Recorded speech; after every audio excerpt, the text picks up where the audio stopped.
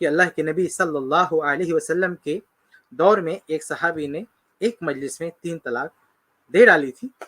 اللہ کے نبی صلی اللہ علیہ وسلم کے پاس وہ مسئلہ آیا اور آپ صلی اللہ علیہ وسلم نے دریافت فرمایا کہ کیا تم نے ایک ہی مجلس میں طلاق دی تھی؟ انہوں نے کہا.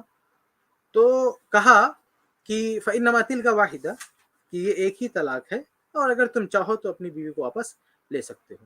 اب بہت ہی واضح حدیث ہے کہ اللہ کے نبی صلی اللہ علیہ وسلم نے ایک مجلس میں دی گئی 3 طلاق کو ایک قرار دیا. اور صحیح مسلم کی حدیث کتنی مشہور و معروف ہے عبداللہ ابن عباس رضی اللہ تعالیٰ عنہ کی کہ عہد رسالت میں، عہد صدیقی میں اور عہد فاروقی کی ابتدائی 2 یا 2.5 سال میں یہ پورے مسلمانوں کا طریقہ کار تھا کہ اگر کوئی ایک ساتھ 3 طلاق دے دیتا تھا وہ ایک شمار ہوتی تھی. تو یہ جو لوگوں کے ذہن میں یا میڈیا پہ جا کے لوگ بولتے ہیں کہ 3 طلاق، یعنی پورے مسلمانوں کا مسئلہ بتایا جاتا ہے اس کو کہ کسی نے 3 طلاق دے دیا تو اب 3 ہو جائے گی. اس کی وجہ سے ہمارے ہندوستان میں باقاعدہ الگ سے قانون بنایا گیا اس غلط فہمی کی وجہ سے کہ اس کے علاوہ کوئی دوسرا آپشن نہیں ہے.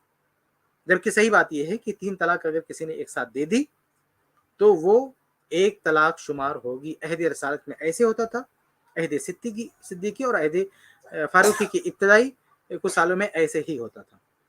اس لیے یہ غلط فہمی نہیں ہونی چاہیے کہ 3 دے دیا تو تینوں معاملہ ختم ہو گیا، اب قصہ ختم ہو گیا. اب یہاں پہ کچھ لوگ عجیب و غریب مثال پیش کرتے ہیں. اب ٹائم تو نہیں، ہم تفصیل میں نہیں جائیں گے، بلکہ بس صرف ایک چیز سمجھانے کے لیے عرض کرتا ہوں کہ جب ہم کسی کے سامنے کہتے ہیں نا 3 طلاق ایک ہی شمار ہوگی، وہ حدیث کی روشنی میں وہ بندہ جب دلائل سے عاجز آ جاتا تو عجیب و غریب مثالیں لا کے پیش کرتا ہے. جیسے کہتا ہے کسی کو آپ نے 10 ڈنڈا مار دیا تو کتنا گنو گے؟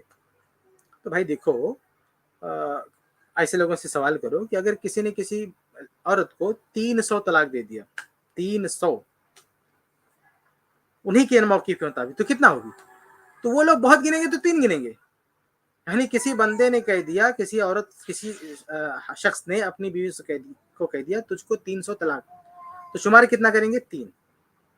آپ سوچیں کہ 300 کو 3 گن لیتا ہے، اس پہ کسی طرح کا کوئی اشکال نہیں ہے، اور ہم کہتے ہیں 3 کو 1 مان لو تو دنیا بھر کا اعتراض. بھائی تم 300 کو 3 گن رہے ہو تو 3 کو 1 ماننے میں کون سی قیامت ٹوٹ پڑ رہی ہے؟ تمہارا 303 ہو سکتا ہے، ہمارا 3 1 نہیں ہو سکتا.